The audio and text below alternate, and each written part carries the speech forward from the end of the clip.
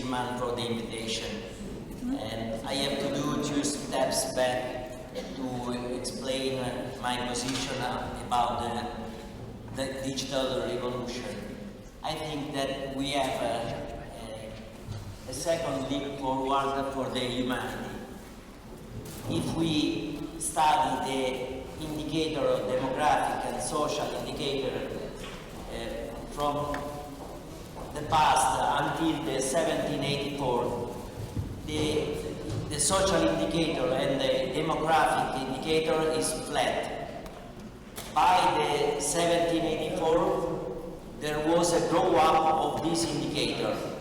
The invention of steam machine grow up every indicator, social, urbanization of the city, and was about a first leap for the humanity.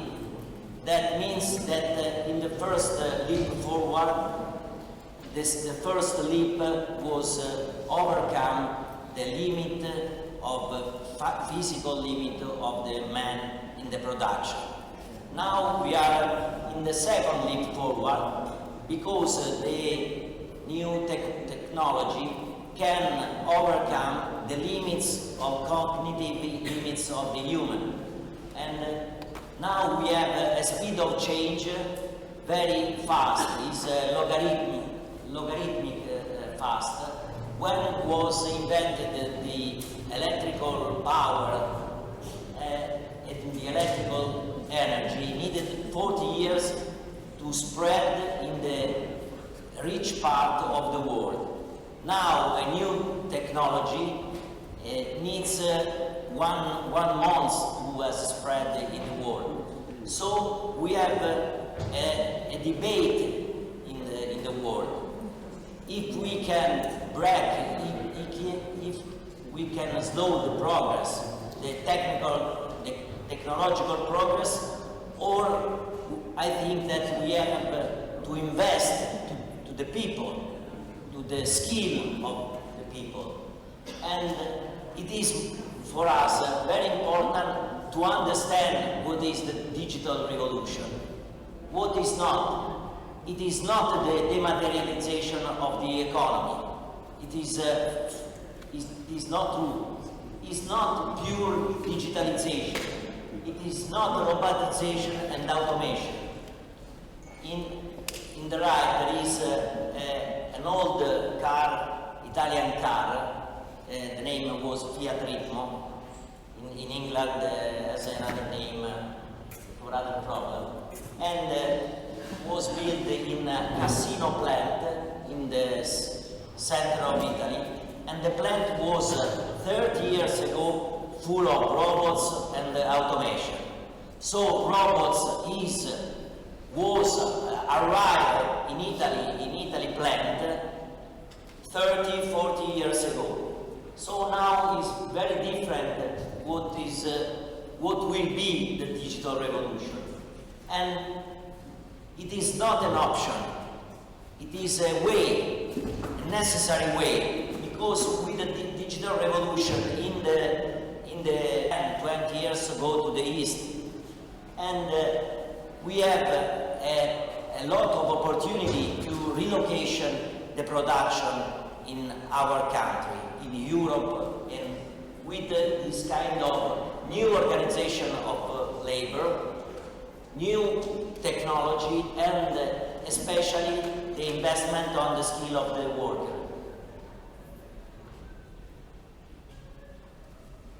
The difference between the past is that manufacturing can come back to this country, but we need an ecosystem around the plant. The plant alone doesn't work. The smart factory alone doesn't work. The smart factory without people, worker with an upgrade of skill doesn't work. So it needs an ecosystem, and we have to build around the new factory an ecosystem smart with energy, with public service, with mobility, with energy production, smart. Which is the difference? And with this slide we can understand how to have to rethink about that.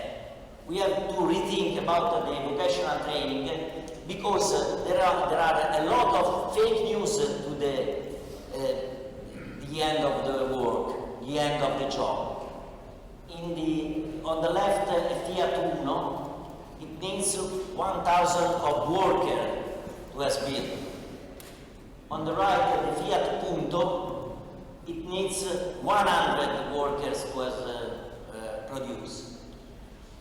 But really, there is less mechanics, but more electronics and software, more economic ecosystem, and more industrial service that in the first type of car of the 18 we didn't need.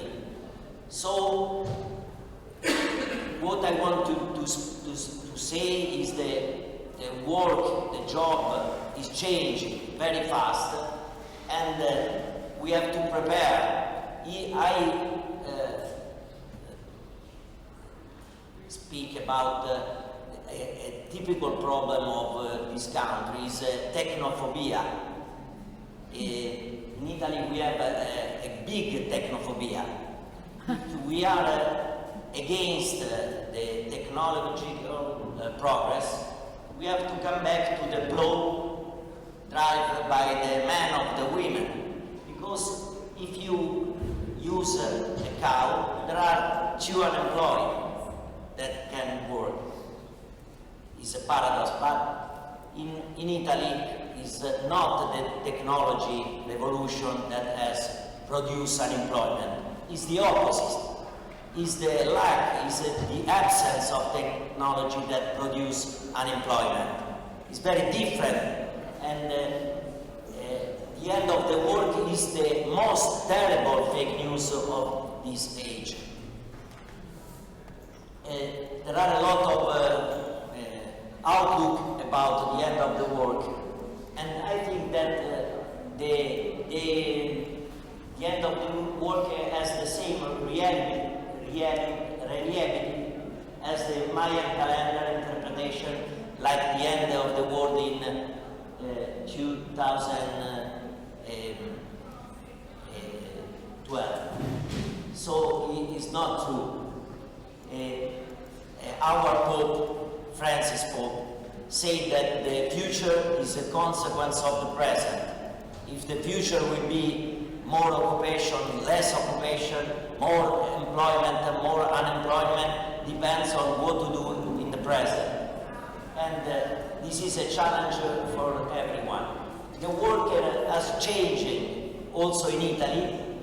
The mass worker has to use creativity, planning, design, more cognitive engage in our work. And was the 2 things more important, that the space and the time of the work is not fixed. The space of the work is not fixed, and the time of work is not 80 hours, 40 to the week, and 1,070 on the year. In the low skill became high skill. Would I say that in the top of the slide there is a poster of the trade union of UK that say 8 hours for work, 8 hours for rest, and 8 hours for what we want. In the future, the first and the third part of the day was mixed, because a lot of smart working can resolve a lot of problems of sustainability. Now we have emigration every morning from out of the city to the center of the city that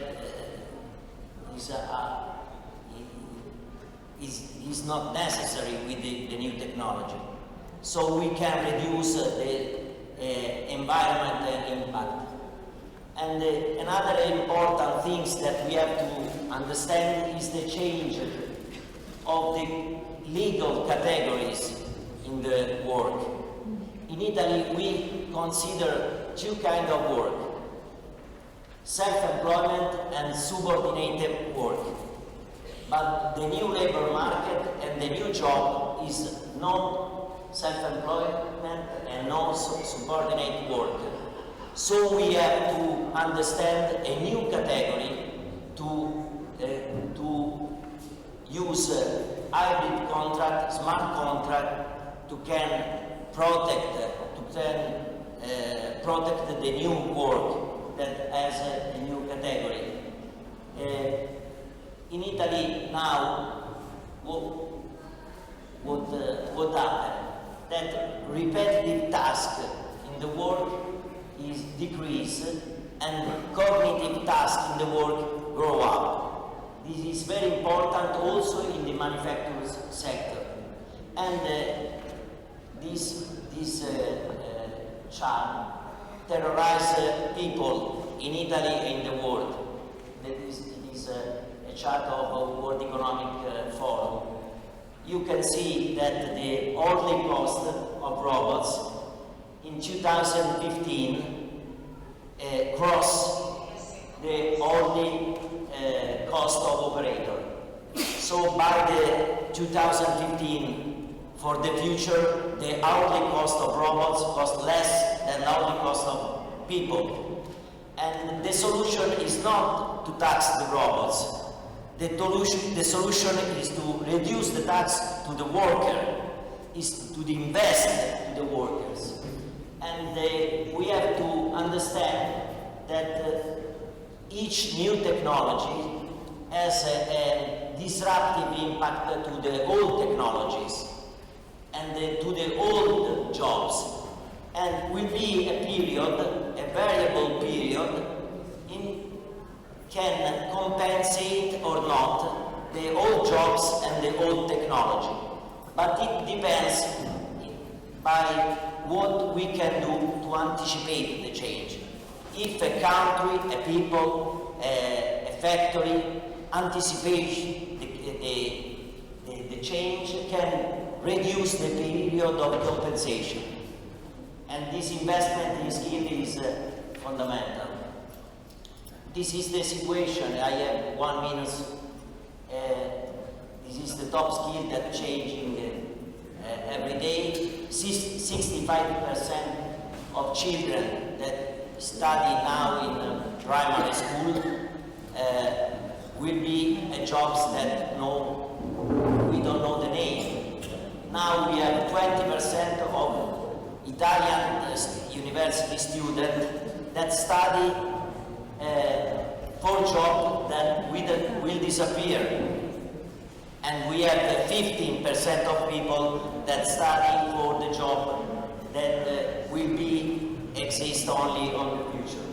So we have, for this country, we have to spend better the money for the education, to the vocational training, because we spend half of Germany in Italy, and we spend worst our money, because we need to rethink the vocational training.